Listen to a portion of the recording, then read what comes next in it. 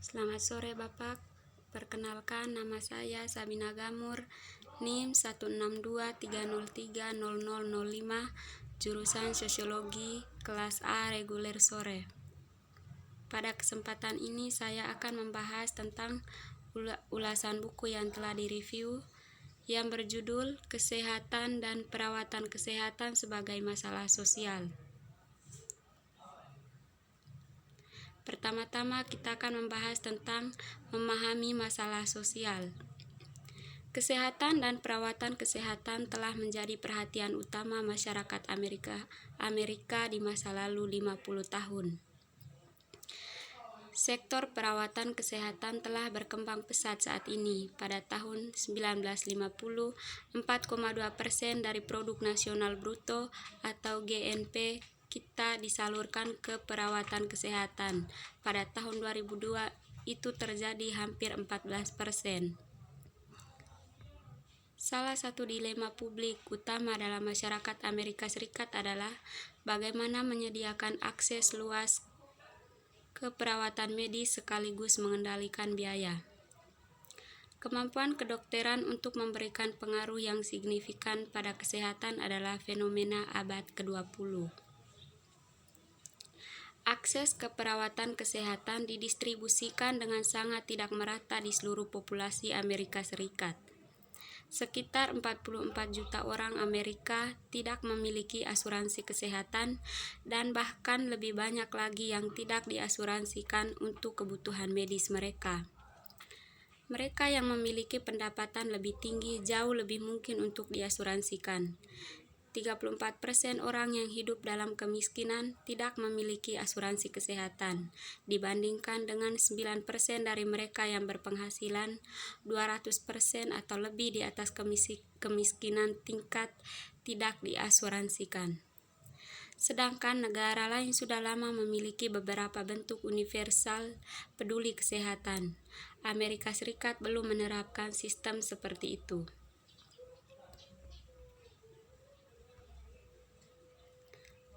Volume memperkenalkan pendekatan masalah sosial, memberikan lensa yang luas melihat tidak hanya masalah kesehatan, tetapi juga tanggapan sosial dan medis terhadapnya. Pendekatan masalah sosial terhadap kesehatan terkadang dapat selaras dengan perspektif medis, terutama jika masalah kesehatan diperiksa dari kesehatan masyarakat. Di sini kita bisa fokus memahami perkembangan masalah kesehatan di lingkungan sosial dan fisik. Pendekatan masalah sosial untuk perawatan kesehatan bertumpu pada sejumlah asumsi dan menimbulkan masalah penting. Semua orang memiliki hak untuk mengakses perawatan medis yang berkualitas.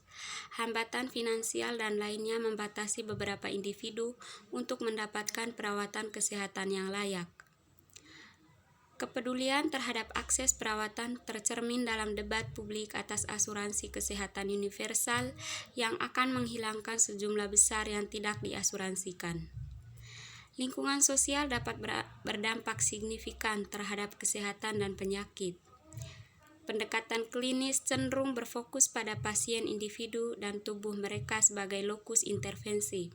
Tetapi para peneliti semakin menemukan bahwa lingkungan sosial dapat menjadi penyebab utama penyakit. Ketimpangan sosial dalam masyarakat tercermin dalam kesehatan dan perawatan kesehatan. Salah satu temuan mendasar dari penelitian sosial tentang penyakit adalah hubungan terbalik antara kelas sosial dan penyakit. Semakin rendah kelas sosial, semakin tinggi tingkat penyakit dan sebaliknya. Cara pengaturan obat dapat menimbulkan masalah kesehatan dan penyakit. Meskipun profesionalisasi medis memiliki manfaat tertentu, namun juga tercipta sebuah profesi dengan sedikit akuntabilitas publik.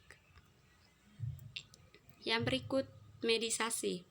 Selama seabad yang lalu, semakin banyak masalah manusia yang terungkap sebagai masalah medis. Sosiolog menyebut proses ini medikalisasi, yang secara harfiah berarti membuat medis.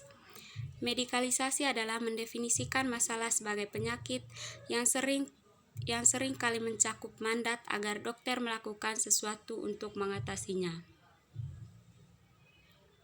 Konsep penyakit dan gerakan temperance Amerika.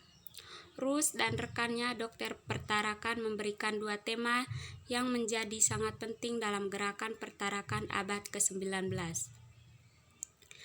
Mereka menetapkan bahwa alkohol menyebabkan fisiologi yang menyimpang dan perilaku yang menyimpang. Pernyataan bahwa inebriety adalah penyakit yang dengan cepat menjadi slogan gerakan. Levine 1978.